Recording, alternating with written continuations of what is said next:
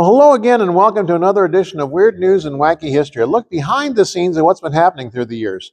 I'm your host, Pastor Roland Moss, that old history dude. Who doesn't love trains, both watching them and riding on them? So join me today as we go hitting the rails.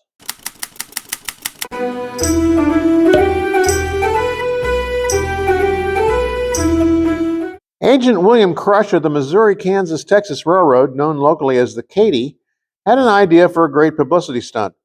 Run two freight trains into each other at high speed. An Ohio railroad had recently done it and drawn an estimated crowd of 20,000 people. Crush figured he could easily top that. The temporary town of Crush, Texas was established, complete with circus tent, midway attractions, grandstands, speakers platforms, and several telegraph offices. A marketing blitz drew 30 paying train loads of between 20 to 40,000 spectators. On September 15, 1896, two obsolete locomotives, each pulling 6 boxcars filled with railroad ties, were started from 2 distant hills. Engineers opened the throttle and then jumped off. The crash was spectacular, for at least 1 second. Then both engines' boilers exploded, turning the 2 trains into a hailstorm of flying bolts and wooden splinters. The panicked crowd turned and ran for their lives. Amazingly, only a few bystanders died, and another 6 were seriously wounded. Crush was immediately fired, but then rehired when the Katy got immense publicity through the ill-fated crash. Inspired by the smash-up, Scott Joplin wrote the Great Crush Crash Ragtime March. Despite the mayhem, staged head-on crashes continued for years afterwards, proving that mass stupidity is nothing new. So what happens to trains when a nation is suddenly chopped in half? On August 13, 1961, when East Germany began constructing a wall that would jaggedly cleave Berlin in half, it also affected some unexpected things as well. Berlin's subway lines, built many years before, traveled back and forth between the two sides of the city. Today's U6 and U8 lines, as well as the Nord-Süd Tunnel, zigzag beneath the dreaded no-man's land of the wall overhead. These verboten stops were labeled Bahnhof, auf denen die Züge nicht halten, stations at which the trains do not stop, on the Western transit maps. But on the east side, these former bustling stations became nameless, faceless locales. Signs vanished, and stairways to the west were simply brick shut behind barbed wire barricades. Armed guards peered through the slits of pillboxes and patrolled in pairs, weapons cocked and ready.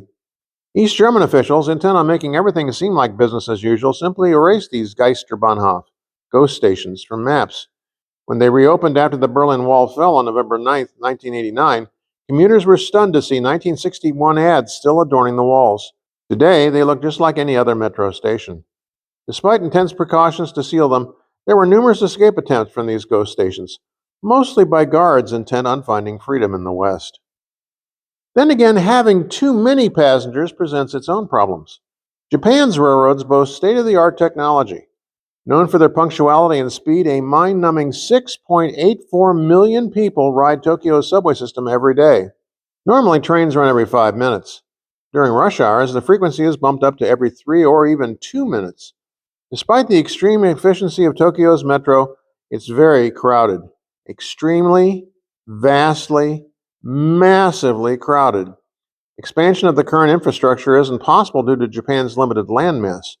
Almost all trains run up to 200% of rated capacity. So how do they manage to move more people than is physically possible with their existing equipment? The Japanese developed an unusual system called Oshiya.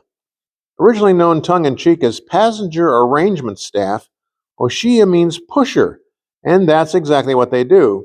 Once the subway cars are full, these attendants, assisted by any available platform staff, stand outside each doorway and shove more people inside. Locals call it the Tokyo compression. Following 2 weeks of training, these pushers, dressed in uniforms, hats, and wearing crisp white gloves, hit the station platforms, ready to give you a helping hand. With no experience needed and pay of some $10 an hour, many college students find being an Oshiya attractive part-time employment. Social distancing? Not in Tokyo, buddy. Even McDonald's has tried hitting the rails. Not all McDonald's restaurants are created equal. Just consider the McDonald's in a retired DC-3 airport in Taupo, New Zealand. Then there's the Dallas location that resembles a giant Happy Meals box. You can also put on the Ritz at the Tudor-style mansion McDonald's in Bray, Ireland, or McSkee right into the Nordic-style McDonald's in Lindvallen, Sweden. But the restaurant with over 40,000 locations worldwide may have bitten off more than it can chew with its McTrain experiment. In 1992, McDonald's approached the Deutsche Bundesbahn, Germany's federal railroad, with the novel idea of turning two active dining cars into rolling fast food eateries. The newest Mickey D's clickety-clacked into service in the winter of 1993, traveling between Hamburg and Berchtesgaden. Traveling McDonald's immediately hit some rough track. The refitted rolling stock used twice the electricity of standard dining cars. Any staff arriving late to work literally missed the train. Germans were also used to a significantly higher class of food and service while traveling by rail, and they turned their noses up at the fast food fare. Getting supplies en route was another nightmare. Plus, housing was needed when your shift ended and you were on the other side of Germany. McTrains quietly rolled into oblivion in the winter of 1995. And that's about all the time we have for this edition of Weird News and Wacky History, a look behind the scenes at what's been happening through the years. I'm your host, Pastor Roland Moss, author, historian, and speaker, wishing that all your news may be just a bit weird.